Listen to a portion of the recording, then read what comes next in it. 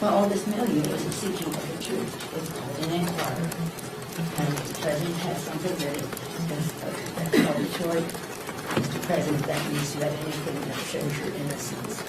Then you should make that known, and that's the inquiry. And so far, we haven't seen that, but we welcome it. And that's what an inquiry is about. Do you think this is the meat of the issue, and if you actually spend time to look at what happened, I think you'd be appalled. Remember, they say, okay, we're not going to go and talk to the campaign. We're going to send people in, wire them up, and have them talk to the individuals. That happened. That happened in August, September, and October, and it all came back exculpatory. People say, I don't know what you're talking about. Not only exculpatory as to a relationship with the Russians, but as to the specific facts.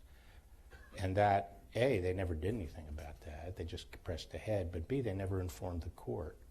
They were told they didn't have probable cause to get a warrant.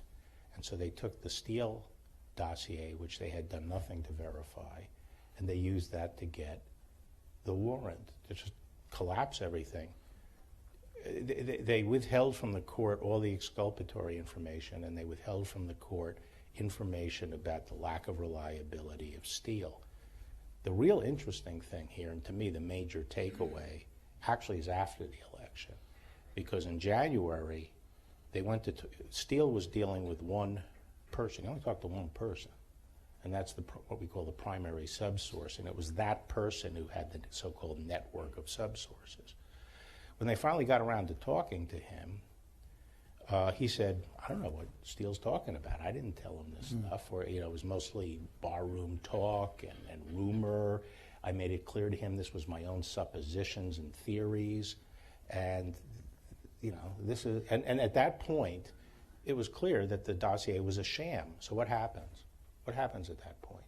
They don't tell the court, and they continue to get FISA warrants based on that dossier. And more damning is that they actually filed with the court a statement saying, we talked to the subsource, and we found him credible and cooperative. And they put that in to bolster when the subsource had actually said. What he was being truthful about is that the dossier was garbage.